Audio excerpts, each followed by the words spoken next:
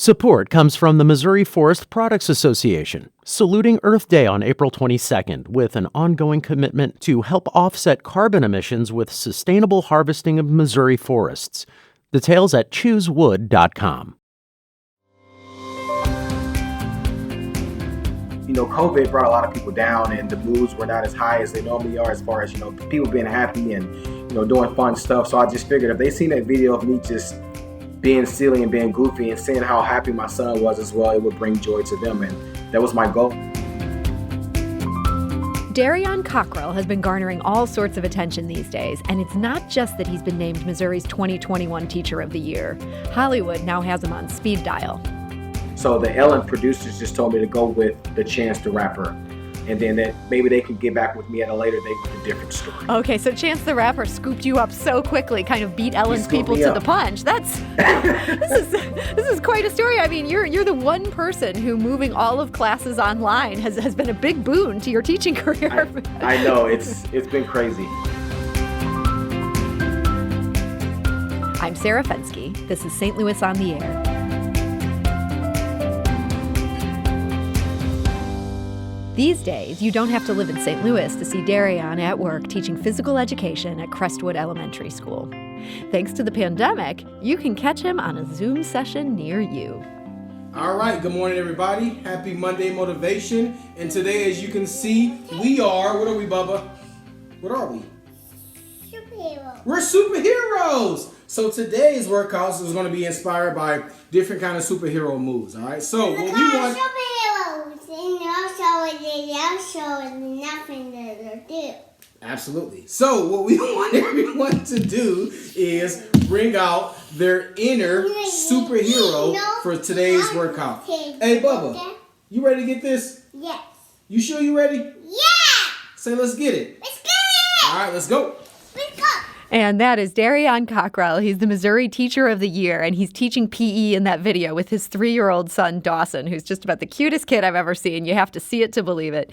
And joining us today to talk about this award and the national attention he's now been receiving is Darrion Cockrell. So, Darrion, welcome. Thank you so much. I'm so honored and happy to be here with you all today. Listen to my son. I hadn't listened to that video in a while, and got a little emotional, man. I love that little dude. Man, he brings a lot to your PE classes. I feel like I might have paid a bit more attention if I had just a little kid in a superhero suit following my gym teacher. He definitely, drives my energy and, helps me out with ideas. And I know that if I can engage him at 3 years old, that I can definitely engage the rest of my elementary school students as well. So let's talk about that a little bit. It feels like physical education, that's got to be one of the hardest things to teach on Zoom. You have kids' attention when you're there in real life, but once you start exercising, how do you even get them to look at the camera? Has this been a real challenge for you to try to continue these classes? It's definitely been a challenge. When COVID first started, my responsibility was simply just putting information online for my students to access. But like you said earlier, when students don't see you, when you're not in front of them, it's hard to get them engaged. And I knew that I had to do something completely different than what I normally do to make sure that my students continue to stay fit and be engaged. So I decided just to make, the first video I made was just a stretching video. And even though I knew they seen me, I knew that it wasn't as engaging. And when I made that video, my son was in it as well. And when I seen comments on Facebook from different parents and maybe from some of their kids, they were more interested in Dawson and what he was doing. So I just figured, you know what? We're going to start doing some more up-tempo, energetic exercises, and I'm going to have him in these as well. And then we'll just do different type of costumes and different themes. And I just knew incorporating stuff that I know that my students like, I will get more engagement from them. So he's ended up, a lot of parents have been complaining it's very hard to do your job when your kid is underfoot. You decided to incorporate his energy into what you're trying to do. Yes. So this video that we played the little excerpt from, you guys are wearing these amazing superhero outfits in this. You mentioned this is not your only costume. What else have you guys dressed up as? So other than the superheroes, we were, I was Santa and he was my little helper. We were both Little Richard, or not Little Richard, what's his name? The fitness guy, Richard Simmons. We both were Richard Simmons. we did just like some father-son shirts and just a few other different things. But I mean, whatever I could think of. And it got to the point where I'm like, okay, COVID needs to be over because I'm running out of ideas. I think a lot of parents feel that same way, even without putting as much work into it. Yes. Bigger picture, though, you obviously put a lot of thought into these videos, and it sounds like you're not just posting them on a private link. These are something that people who know you can see. What kind of feedback have you gotten from people who are watching this stuff? Oh, my God. So people who know me, it's just the same normal stuff like, oh, DC, you're crazy. Like, and that's just, that's my personality. I'm out there. I'm fun. I'm outgoing. I'm energetic. And I think, and that's why I wanted to post it to more than just my PE page. Because I knew, COVID brought a lot of people down and the moods were not as high as they normally are as far as, people being happy and, doing fun stuff. So I just figured if they seen that video of me just being silly and being goofy and seeing how happy my son was as well, it would bring joy to them. And that was my goal. And I know that from a lot of the feedback that I got with people laughing and being happy and, even participating in a lot of exercises that I was doing, I knew that, I accomplished my goal. So I understand it wasn't just St. Louis watching. At one point, Ellen's people reached out. Do you know how you got on their radar? Oh, my God. So, yes, that was crazy. So when I would start posting these videos with my son and I, at first I got an interview with Rennie Knott, who works with Channel 5 News. And I think once he did the story with me and he incorporated a lot of those different videos that I did, just that story that he posted on Facebook just kind of went viral. And then that day that he posted the video and it was on Facebook, I got a Facebook message from someone who worked from the Ellen Show. And when I first seen that, my heart just dropped. I'm like, this is fake. This is not real. This is somebody who sees that this video is going viral and they're playing a game with me. Yeah. So I told my wife and she was like, yeah, I don't think that's Ellen. And then I'm like, you know what? I'm just going to message this person back and see. And I messaged them, like, I know this is fake. This is not real. And the lady was like, no, I promise you this is real. Please call me. And then I called her. And then it went from there. I did a few different Zoom interviews with her, with this woman who reached out to me, one of the people who works for the Ellen Show. And then I started going up in the ladder with different employees who worked for Ellen. But what stopped that from going was I got reached out to by Chance the Rapper. You're so big, you don't even have time for Ellen, apparently. No. So what it was is that Ellen, I think she was going to give me like a donation or some kind of like some money or something from a Box Top for Education. But Chance the Rapper did that as well, and I think it was a conflict of interest. So the Ellen producers just told me to go with the Chance the Rapper. And then that maybe they can get back with me at a later date with a different story. Okay, so Chance the Rapper scooped you up so quickly, kind of beat Ellen's people to the punch. This is quite a story. I mean, you're the one person who moving all of classes online has been a big boon to your teaching career. I know, it's been crazy. But all kidding aside, I mean, you were doing some really good big stuff even before this. I understand you overhauled Crestwood Elementary's fitness program. What were you doing as you were trying to change things up there? So, I mean, fitness has always been a part of my life. Being an athlete, I've always been doing some kind of workouts or some kind of routine. And, becoming a PE teacher and doing my research, I knew that childhood obesity is something that's huge in schools and just in life in general. And that was one of my main goals, to make sure that I had some kind of effect on at least the kids that I work with, where I can, put that childhood obesity rate down. And I wanted to make sure that fitness was fun, because a lot of times when kids or even adults think of fitness, they think that it's a bad thing or it's a punishment, but I didn't want that to be the attitude. I wanted to make sure that when kids came to PE with me, they were going to have a good time. They're going to listen to good music. We're going to play fun games. And at that time, they might not know that they're working out, but at the end of class, after they're sweaty and they're tired and I have their attention, I can explain to them that, okay, feel your heart. Your heart's beating.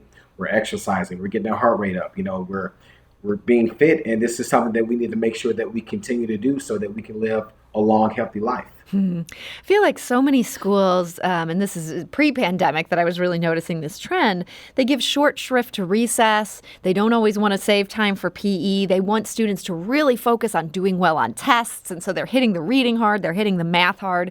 Do you think that's a mistake? I think that's a huge mistake, and that's why I would have never thought in a million years that I would win Teacher of the Year, especially being a physical educator, because unfortunately, when it's time to make cuts, or when people are talking about the different specials or classes that are not as important as the math, as the science, they talk about PE or music or art. And kids need those specials just as much as they need the science and the math, because, with PE, without a functioning heart, you can't do anything in life. I don't care how smart you are, how successful you are, how much money you think you're going to get in life. If you're not doing those things, those foundations that you learn here in PE about living a healthy lifestyle, eating the proper foods, and just, managing your stress and everything like that, because we talk about everything in PE. Without that core, you can't have a successful life, because you won't be able to maintain your life to do that. You mentioned that you've always been an athlete and you're obviously a really active guy, a lot of high energy, but what made you want to go into teaching physical education in particular rather than, doing something else with fitness, say with adults? Well, when my NFL career didn't take off like I wanted to, so obviously, when I was playing sports, I thought I was I'm going to be this huge NFL star. And then after injuries, and I should have known when I didn't go to a big time college that I wasn't going to the NFL. I've always had a love for just kids and just being around kids, because growing up, I didn't really have a good childhood. So I didn't really get to experience just being a kid. And I think I'm just kind of reliving that now, and I'm living through my students here. But I do remember that when I was in elementary school, that PE was my safe place. That was where I went to thrive. I had a good time. All of my happy memories come from PE. And I wanted to pay it forward and provide that same space for students that come in contact with me here at Crestwood. That's so great to hear. And that passion for what you're doing, I'm sure that the students are picking up on that. And that's part of what inspires them to get so into what you're doing. But I have to wonder, you sound so young. How old are you? I know there's some people listening to this who's going to know that I'm not being honest. But, you're going to lie about your age? I'm 25. No, I'm 34 years old. You're 34. Okay, but you're still very young to be Missouri Teacher of the Year. How do you go about topping something like that? Here you are still in sort of at least the first third of your career here. Where do you go from there? So I've only been teaching PE this is my 6th year. And my wife, she was like, when we were going through this whole process, she kept telling me, babe, you haven't been teaching long enough, so even though you might be a good candidate, you're probably not going to win. These other people have been teaching for a very long time. So even just to be nominated after only teaching PE for 5 years, teaching for 6 years, I'm like, I don't know what I'm doing to get all this recognition. But I think just people like you said, they see my passion, they see the love for what I do. And this is the first thing I can honestly say in my life that truly comes easy to me. If you want me to get out and do a huge speech in front of people or go do this, do that, it might not come as natural. But if I'm up in this gym in front of these kids, it's just natural. It's just like breathing. Well, you've clearly found your vocation, and I have a feeling that there's maybe some people listening to you today who are thinking, I wonder if I should be a teacher. You really make it sound like a calling, and that's so wonderful to hear. So, Missouri Teacher of the Year, Darrion Cockrell, I want to thank you again for joining us, and congratulations again on this huge award. Thank you so much for having me. I greatly appreciate it. And I hope that I can use this platform to encourage more people to become teachers and inspire lives just as I'm trying to do myself. I think you're off to a great start on that. And man, when you even get to turn down Ellen, you're doing well. So for the record, I did not turn Ellen down. Ellen, if you're listening to this, I love you, and I will still love to be on your show. And before I get off of here, a woman that I work with, she's one of my co-teachers. Her name is Michelle Peterson. She absolutely loves this show. And when I told her that you guys reached out to me, she was just so excited. So if she ever calls in, answer her call because she loves you guys. Her name is Michelle Peterson, and she's your #1 fan. Oh, we will absolutely do that. And Michelle, if you're listening, man, that's a great shot out there. We are so glad that you're a listener of ours. And so thank you again, Darrion. It was so much fun to talk to you. I appreciate it. Thank you guys so very much, and have a happy and healthy rest of the day.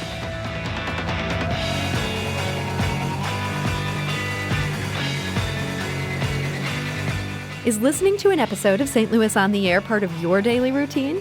If so, suggest us to a friend you think might enjoy our conversations, and leave us a review and rating on Apple Podcasts on the App Store. It's the simplest way to help new people discover our show. Thank you.